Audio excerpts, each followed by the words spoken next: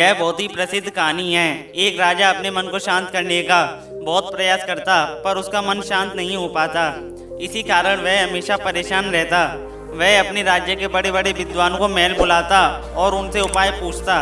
सभी लोग तरह तरह के उपाय बताते, पर कोई भी उपाय काम नहीं करता। एक दिन एक व्यक्ति राजा के पास आया और बोला, महाराज, आपके मन को शांत करने का एक उपाय है। राजा उस व्यक्ति की बात सुनकर बहुत खुश हुआ और बोला, यदि तुमने ऐसा कर दिया तो मैं तुम्हें उतना धन दूंगा जितना तुम मुझसे मांगोगे।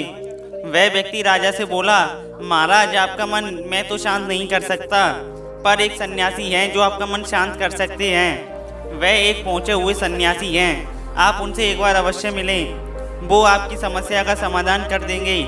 राजा ने उस व्यक्ति से पूछा, कहाँ मिलेंगे मुझे यह सन्यासी?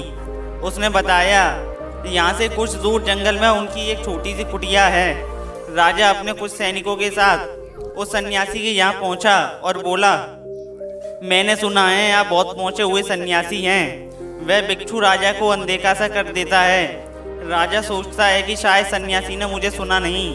राजा फिर कहता है, क्या आप मेरी समस्या का समाधान कर सकते हैं? भिक्षु राजा के किसी भी प्रश्न का उत्तर नहीं देता। यह देखकर राजा काफ़ी क्रोधित हो जाता है।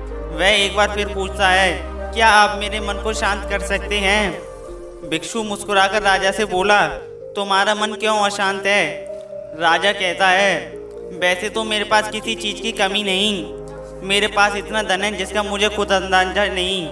सभी सुख सुविधाएं होने के बावजूद भी मेरा मन अशांत रहता है। मैंने बहुत से दान पुण्य किए हैं, लेकिन कुछ फर्क नहीं पड़ा।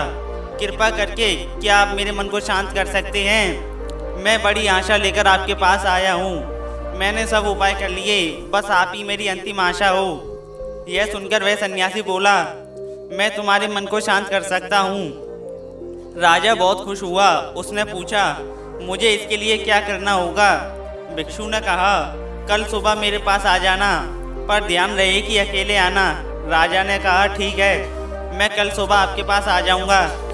जैसे ही राजा चलने लगा, तभी पीछे से वह सन्यासी बोला, पर एक बात का ध्यान रखना, अपने अशांत मन को अपने साथ लाना। यह सुनकर राजा चौंक गया और मन में सोचने लगा, यह कैसी बात कही इस सन्यासी ने। परंतु राजा के पास और कोई विकल्प नहीं था, इसलिए वह अंतिम प्रयास कर लेता है। अगले दिन राजा सुबह सुबह उस सन्यासी के यहाँ पहुँचा और कहा, मैं आ गया। भिक्षु राजा से कहता है, तुम तो आ गए, ठीक है, लेकिन तुम्हारा अशांत मन कहाँ है? लाओ उसे मुझे दे दो, मैं उसे अभी शांत करके तुम्हें दे देता हूँ। राजा ने कहा, आप यह कैसी बात कर रहे हैं? आप इतने पहुँचे हुए सन्यासी होकर यह नहीं जानते कि मन कोई ऐसी वस्तु नहीं है जिसे मैं उठाकर आपको दे दूँ। मन तो मेरे भीतर है। सन्यासी ने कहा, ठीक है, बैठ जाओ और अपनी आंखें बंद करके उस अशांत मन को अपने भीतर खोजो। राजा अपनी आंख बंद करके उस अशांत मन को अपने भीतर खोजने लगे। बहुत देर आंख बंद करके बैठे रहने के बाद उस भिक्षु ने राजा के कंधे पर हाथ रखा और कहा, अपनी आंखें खोलो। उन्होंने पूछा, क्या तुम्हें तुम्हारा अशांत मन मिला? राजा ने कहा, नहीं। उस भिक्षु ने कहा, कोई बात नहीं, अब तुम कल प्रयास करना, आज के लिए इतना काफ़ी है। अगले दिन राजा फिर आया और वैसा ही करता है जैसे उस सन्यासी ने बताया था। राजा बैठकर अपनी आंख बंद कर लेता है और अपने अशांत मन को खोजने का प्रयास करता है।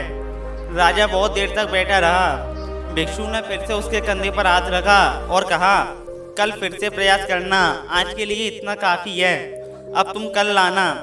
अगली सुबह राजा फिर उस सन्यासी के यहाँ आया और वैसा ही करता है जैसे पूरे 2 दिन से कर रहा था।